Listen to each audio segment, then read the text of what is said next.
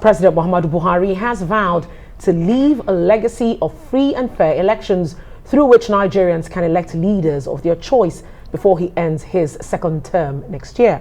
In his farewell speech at the United Nations General Assembly in New York, Buhari said there will be a new face speaking for Nigeria from the podium of the Assembly by next year due to his respect for constitutional democracy.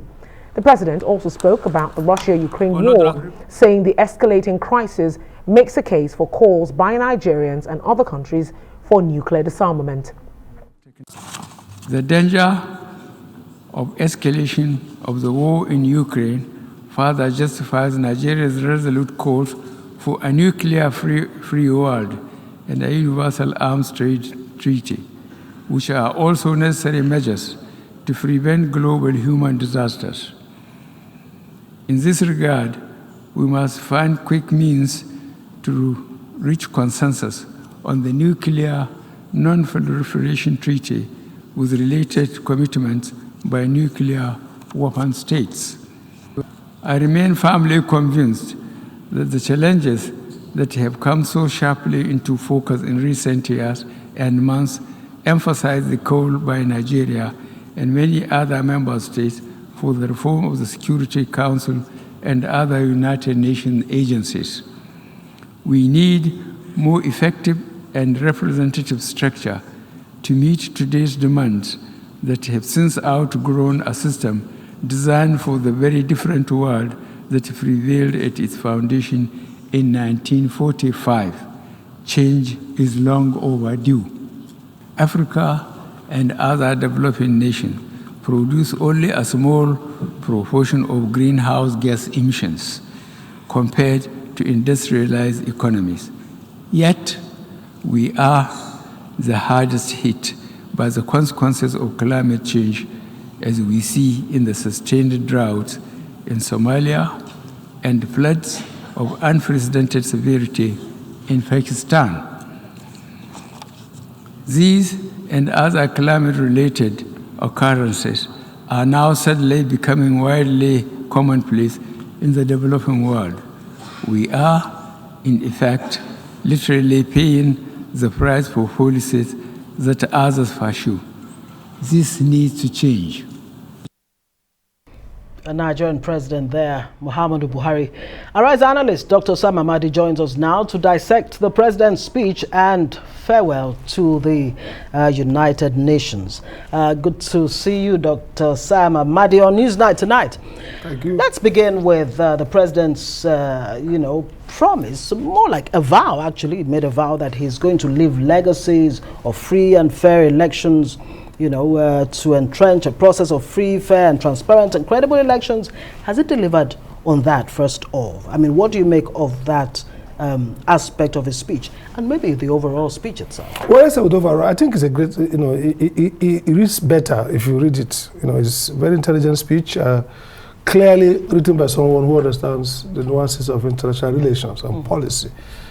Covered a lot of the issues of today, from environment to governance to terrorism to debts to international partnership to the United Nations itself, and the notion of global inequality and what can be done, to even the role of civil societies and technology and social media. But again, he also well delivered. He did well. He looks strong, looks elegant, and read. That's the word. Read as if he wrote the script. So everything, I think, comes out very well. But now, get back to his commitment around free election.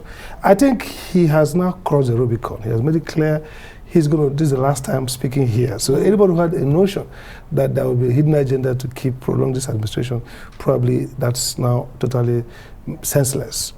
Whether he is going to deliver whether he will deliver a free, credible election, he has given assurance, but that's no longer about assurance, about structure. First, we've got a good act, so he can take some bragging right. He signed the Electoral Act, even if it was a work of collection of civil society, politicians, everybody. And even though he retired in 2 occasions, so he can take the bragging right.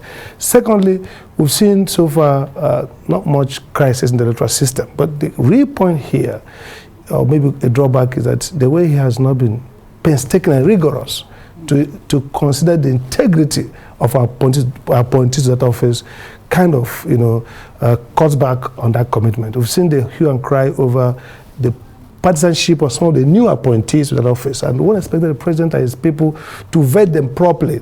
Failure to do that, maybe somebody can push back and say, look, Mr. President, you're not guaranteeing this freedom of election because you are staffing the independent monitoring body with political partisans.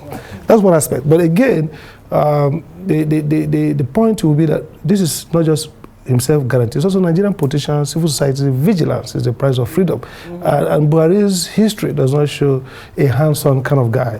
So, yeah, he might just want to be like Jonathan, to get that international platform when he exits, but he may not be able to do because he's shown the lack of traction to follow through. He's not a handy man, and therefore it's all about dynamics of the villa. The difference between the president and the presidency is very clear. All right. Well, it's a pretty long speech, and like he said, he did touch on so many things, from election matters to climate change, insecurity within Nigeria and outside as well. Now, on climate change, of course, he did highlight that Africa contributes little when it comes to carbon emission to begin with, but then we are the hardest hit by the impact of climate change. But something very strong he did say, he says, we are paying the price for policies others pursue, and that must change. Do you think that from that speech, he's already giving a hint of where Nigeria stands at the next COP meeting as to how we want to manage our energy transition? Africa is saying we must go with one voice to the next COP meeting. They're not going to tell us how we should manage our energy. What do you think about that speech? I think he tried to articulate some of those ideas around inequality and injustice. Okay, fine, we produce less greenhouse emission, and we are the ones who have to make commitments. So if you listen to him carefully, he also talked about, in spite of this inequity, we are going on. Nigeria is going on. I think we have to give President Buhari credit for maybe a stronger focus on the environment, right from the appointment of the now Deputy Secretary General of the UN as Minister of Environment. Essentially because the environment hits northern Nigeria a lot. People argue. The Green World Initiative. So essentially, what he said that, look, Nigeria understands that this is a rigged process, but it's in our own best interest to take initiative, and we are doing that. But again, also signaling what can happen. But the question, the problem with the speech is that it's all over the map. And that punch, that sense of outrage, there's not one thing that the president, kind of focus on and say, look, we really want now action. What would you have? So I think that's the problem. It's less on a bite, a lot of, spread all over the place. Good sound bites in terms of the normal ideas about foreign policy, but you didn't see that sense of this is Nigeria's own view, and Nigeria wants to hit hard on this, and Nigeria says, look, respond quick or there'll be What do you think that case really should have been? Because in paragraph 29, he also makes a case for developing countries being bogged down by, the debilitating debt. Did he make a good case or a valid case as far as that's concerned? And does Africa and indeed Nigeria deserve an extension of the debt service suspension that was, done not too long ago? By the way, he says, look, extend that debt services, framework. The problem with the UN platform, I used to be a special advisor for foreign affairs, and I attend that a lot under Yaradua, is that it's like a talk show. I mean, some people come there grandstand, like filibuster, or somebody like Cuba, what's his name, the former Cuban president, Fidel Castro took like days, haranguing and blasting everybody. So what really happens is the side discussions and the plenaries of specialized agencies. So one hopes that some of those arguments that Pent has put across is being solidly taken up by the foreign ministry and the presidency in those bilaterals and multilateral transactions where considered opinion and where experts sit to shape the agenda of both the COP27 and the specialized UN interventions. So at this point, it's soundbite. Again, he wasn't forceful. It's more like panorama. You just lay out things. Oh, Africa would like you to extend this. Debt is overhang, inequality. We need more, but not really a punchy, demand declaration. Something that somebody. That's why I ask you the question of what exactly would you? I mean, if you were a speechwriter, what would you say you should have? Done. If and by the way, I used to be a speechwriter. The lesson of speechwriting is what we take away, what does the headline carry. I would use that speech to condemn and attack the West on insincerity, and then raise up the rhetoric around, if you really want to do something, do this now. We don't believe in you. So you really need to create a rhetoric that, rather than soft peddling. yes, that the New York Times, the major, the next day will say third world countries slam the West for duplicity, inequality. So it sounds like a good boy. You know, this is a speech of somebody who probably takes a textbook about foreign policy, bring all the issues, good pros, lay them out, but really, strategically, he didn't cut the eyes. Well, let's move on to another issue talking about. That's about rocketing, energy costs worldwide. Taking a look at that particular part of his speech, I was hoping that we do not hear the usual. It's almost kind of like a cliche. Everything's actually blamed on the crisis in Russia and Ukraine. He said so at some point. And he did. So my point being, how do you see that really? There are those who say we have missed an opportunity twice. Rising, oil prices, we're not gaining anything from it. The issue of gas supply to Europe, we're also not gaining anything from, because we haven't really put a lot in terms of infrastructure to ensure that we rip from the bad times. But how did that come off to you? Yeah, for me, I mean, this is self-inflicted loss. And it tells a story. You go to the UN platform when you are strong domestically. People have argued that our foreign policy has been very weak. Foreign policy is a reflection of your domestic policy. If you are buoyant, if your country is on the rise. So if you had built our domestic policy well, harness, reduce the cost of production in oil sector, that away the risk, political risk as well as institutional risk and failures, we will be smiling home today. We're the only country apart from Venezuela, I think, that is not meeting up its quota. So rising price should have meant rising revenue, even though it has other economic consequences. But here we are on double whammy.